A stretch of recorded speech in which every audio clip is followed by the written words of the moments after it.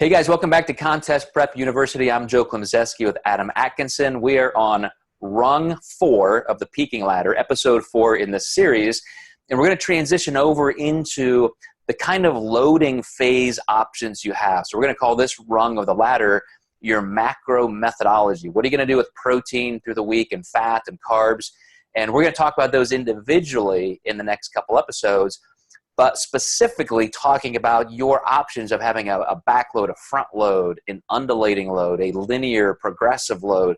You know already, if you've gotten this far in this series and even in our podcast in general, that we're both fans of having every variable as controllable and heading in one direction as possible.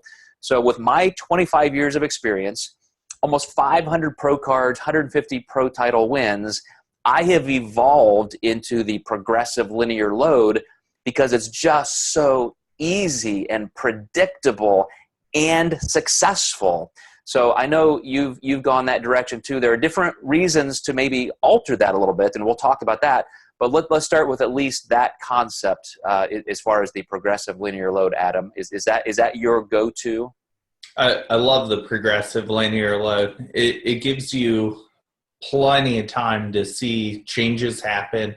And also, I just like the predictability of it. Like, you nailed it with what you said. And also just being able to slowly see the changes happen with a progressive linear load. You also have a lot of room to adapt to changes that are happening with that client. So if you feel like you need more carbs on the tail end, that's fine. If you want to insert a day where you just, hey, let's go up really high midweek, you can do that and see how somebody's body responds versus, kind of accidentally ending up into an undulating peak.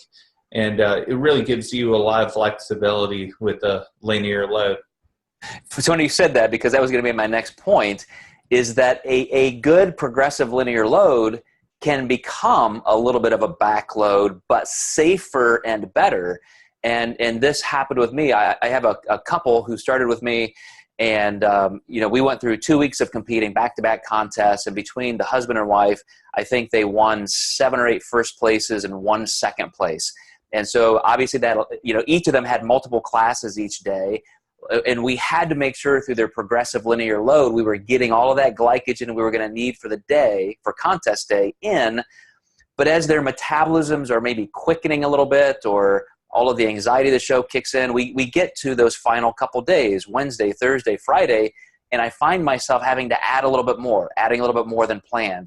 And it's happening again with this gentleman I talked about a couple episodes ago, getting ready for Masters Nationals. Just today in his qualifying show, I had to add 50 more grams of carbs than I didn't anticipate because his weight is still dropping. So by the time we get to tomorrow and even Friday, he's going to be up at least 15 or 20% more in carbs than I even anticipated. But if we were messing with just a one-shot backload where we've been depleting all week and then we're going to dump it all in, he would never have the same amount of glycogen and fullness as we have because he's been ramping up all week long. Mm-hmm. Absolutely. So what about a front load? Do you ever do just a traditional front load anymore where you're just really piling them up at the beginning of the week and then totally tapering off? If there's a big concern for recovery or something like that with somebody, but I never feel like I have to do it that quickly right at the beginning for that to even happen. Once you start lowering the cardio, you start seeing people tighten up if somebody's like really pushing.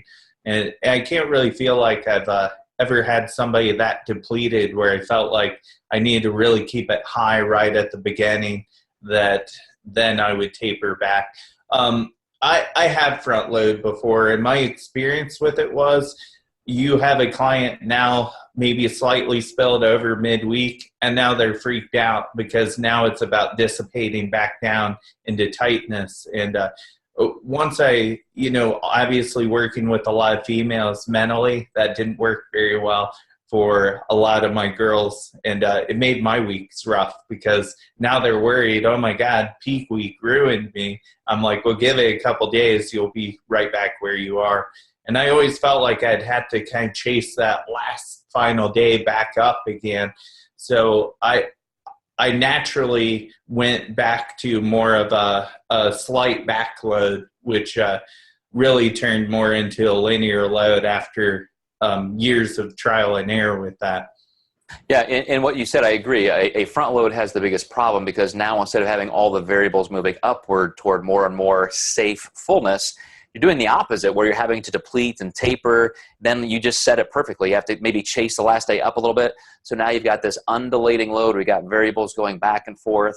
So guys, we have an entire series just on this. So if you want to talk about carb loading and the different methodologies, definitely go back and check that one out. But we're going to keep moving forward onto the 5th rung of the peaking ladder. So stay tuned for that one, and we will catch you then.